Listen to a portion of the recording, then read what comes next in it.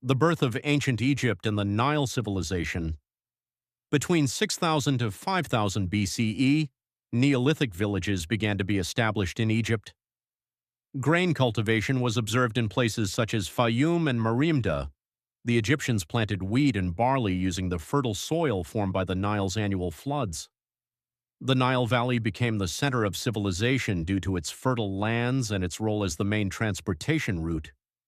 This agricultural abundance, along with surplus food storage, made Egypt one of the richest states of the ancient Near East. Early dynastic period and unification.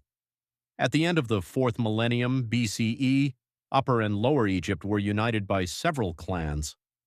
It is generally accepted that a king named Narmer, or Menes, unified the country around 3100 BCE. On the Narmer palette found in Hierakonpolis, Narmer is depicted wearing the crown of Upper Egypt and killing his enemy. This scene symbolizes the unification of Egypt. From the First Dynasty onward, the worship of gods such as Isis, Osiris, and Ra became widespread. Kings began using the title pharaoh and established their capital at Memphis. Thus, the centralized kingdom that developed in the 3rd millennium BCE grew stronger through irrigation projects and the spread of writing. Old Kingdom, the age of the pyramids. The Old Kingdom period, between the 27th and 22nd centuries BCE, is considered the most brilliant age of the centralized kingdom. During this period, pharaohs built pyramids as representatives of the gods on earth. The step pyramid designed by Imhotep for King Djoser of the 3rd dynasty was built at Saqqara and became Egypt's first great stone structure. In the 4th dynasty, the Great Pyramid was built at Giza for Pharaoh Khufu, Cheops. The Great Pyramid of Khufu, with a base of approximately 230 meters and a height of 146 meters, is one of the largest single stone structures in history. Stone was the main building material in the Old Kingdom. Temples and tomb complexes were built of stone, while daily houses were usually constructed from sun-dried mud brick. This period showcased high engineering, complex temple hieroglyphic inscriptions, and monumental stone architecture. Pyramids and monuments, the Pyramid of Khufu at Giza and the 3 pyramids of Snefru, such as the Bent Pyramid, are among the most famous structures of this period.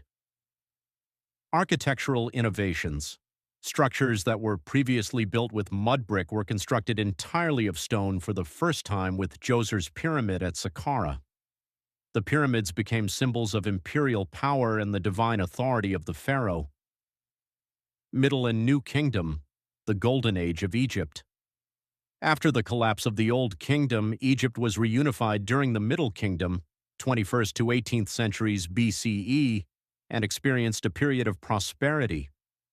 During the 18th dynasty, 1550 to 1292 BCE, powerful rulers such as Hatshepsut, 1479 to 1458 BCE, and warrior kings like Ramses II, 1279 to 1213 BCE, rose to prominence. Hatshepsut expanded the Temple of Amun, built the famous Deir el-Bahri Temple, and followed a peaceful foreign policy. During the New Kingdom, Egypt's borders expanded from Sinai to the Euphrates. For example, Ramses II fought the Hittites in the Battle of Kadesh and later signed a lifelong peace treaty. During his reign, massive statues, temples, Abu Simbel, Ramesseum, and the new capital Per-Rameses were constructed. Key pharaohs, Hatshepsut, Thutmose III, Asian campaigns, Akhenaten, attempted monotheism in the 1350s BCE, Tutankhamun, ended his father's religious reforms and whose tomb was discovered, and Ramses II. Social life. Most of the population consisted of peasants engaged in agriculture in villages along the Nile. Temples were the center of communication with the gods. People offered sacrifices in temples, while the pharaoh served as both religious and administrative leader. Religion and daily life religion permeated every aspect of Egyptian civilization. The pharaoh was considered the mediator between gods and humans and was responsible for maintaining Ma'at, cosmic order.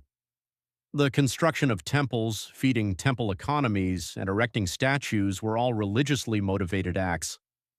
Among the most important deities were the sun god, Ra/Amun in different forms, and Osiris, the god of the underworld. In daily life, Egyptians built their villages and homes along the Nile. Early houses were round mud brick huts, later replaced by rectangular brick houses. Wheat and barley were grown in fields irrigated by Nile floods, and surplus crops were stored to prepare for famine periods. Papyrus was used for writing, allowing both religious texts and daily records to be documented. Transportation was usually carried out via boats on the Nile, and Egypt's large administrative regions, nomes, established governance across these vast lands. Architectural genius and art. Ancient Egypt is famous for its architectural wonders, including pyramids, temples, and statues. Temples were generally designed with rectangular floor plans and vaulted ceilings.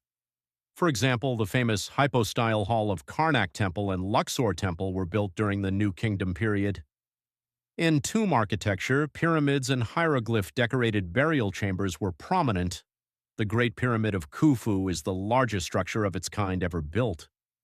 From an engineering perspective, stone craftsmanship reached its peak with Djoser's Step Pyramid in the 27th century BCE and continued with the pyramids of Giza. Advanced stone carving techniques, column capitals, and monumental statues were among the fields in which Egyptian craftsmen excelled. Late period and foreign rule. After the collapse of the New Kingdom around 1075 BCE, central authority weakened. In 525 BCE, Cambyses II, son of the Persian king Cyrus the Great, conquered Egypt and incorporated it into the Achaemenid Empire. According to the Greek historian Herodotus, this conquest was harsh, but Darius I later tried to stabilize the region by respecting Egyptian gods and investing in temples. Around 404 BCE, a local revolt expelled the Persians and restored independence under the Sate dynasty, 664 to 525 BCE. However, in 332 BCE, when Alexander the Great arrived in Egypt, the Persian governor Mazases surrendered without resistance. Alexander was crowned pharaoh in Memphis and encouraged local religious traditions.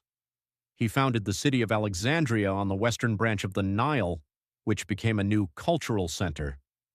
After Alexander's death, Ptolemy I Soter took control of Egypt in 305 BCE, beginning the Macedonian/Ptolemaic dynasty that would last for 300 years. After the death of Cleopatra VII in 30 BCE, Egypt became a province of the Roman Empire. The Rosetta Stone and the deciphering of knowledge.